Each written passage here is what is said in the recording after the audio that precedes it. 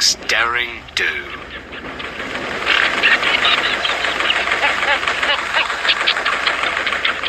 Not everyone on the other railway is a rude, aggressive moron. Take Derek, for example, the latest engine to join the railway. He is long and green, and you'd be hard-pressed to find a more enthusiastic worker. His only problem is having the most unreliable cooling system ever built by man. But the thin git could overlook that. After all, he was an ex-Sodor engine and dirt cheap. What more could a controller want? This story dates back to Derek's arrival on the other railway. He had passed most of his initiation trials, including getting his buffers paddled by the workmen, and was one task away from being accepted. All he had to do was to take a train of railway enthusiasts from the big fat station to the smelters and back, but he found it hard to move the heavy coaches.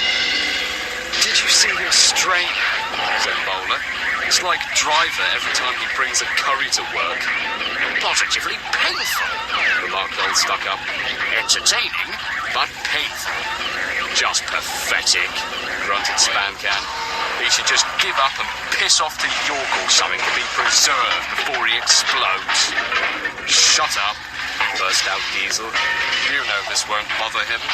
Derek's more sickeningly cheerful than any of us." "You're right, Diesel," said the thin git. "Derek's a bit problematic, but he'll surprise us all. His job depends on it." "I've done it, we're off. I've done it, we're off," said Derry, as he finally rolled out of the station with a mighty growl.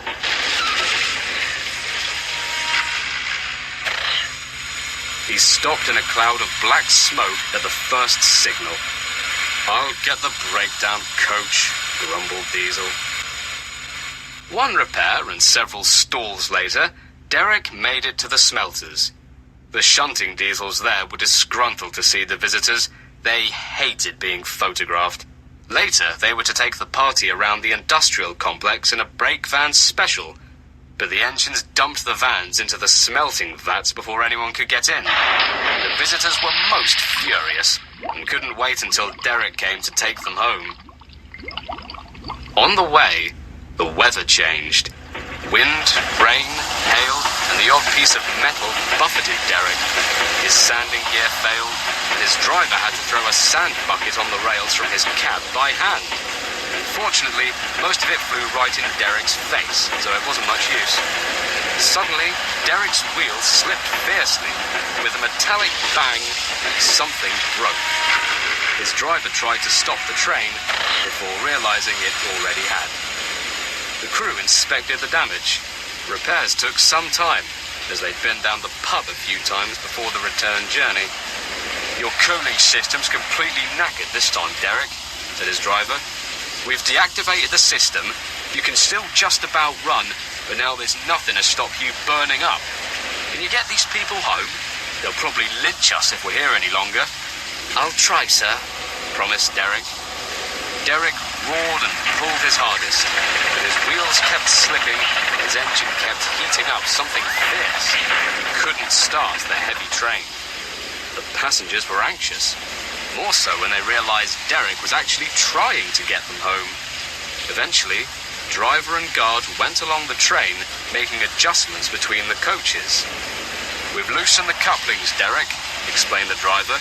"Now you can pick up your coaches one by one, just as you do with trucks." "What? But you've never done that with my trucks," observed Derek. "Hey, if you've got any better ideas," replied the driver, "I'd sure like to hear them."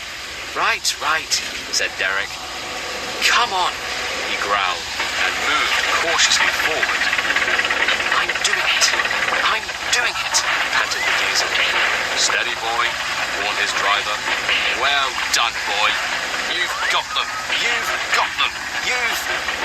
not got them." He slammed on the brakes. "Damn it, Clive. I said to loosen the couplings, not to take them all off. God." With a roll of his eyes, Derek backed down and started again a few minutes later. The first coach moving helped to start the second.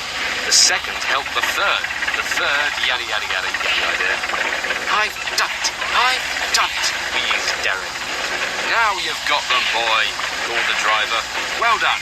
He listened happily to Derrick's steady rumbling as he inched slowly but surely ahead in a cloud of black smoke. At last, battered, weary, boiling hot, but unbeaten, Derrick trundled into the big fat station. Bowler was waiting for the visitors with the mainline train, and by waiting, I mean he was fast asleep and drooling over the sleepers. Toot toot! Derrick came to a stop and stood smoking at one of the platforms. The thin git angrily pointed to the clock, but excited passengers were so pleased that Derrick actually tried to help them. They cheered and thanked him and his driver. Not Clive the guard, though, the ninny. The thin git saw the potential in having at least one half-likeable engine on board, and saw to it that Derrick was made a full member of the other railway fleet. The rest of the engines remained moodily silent for a long while after.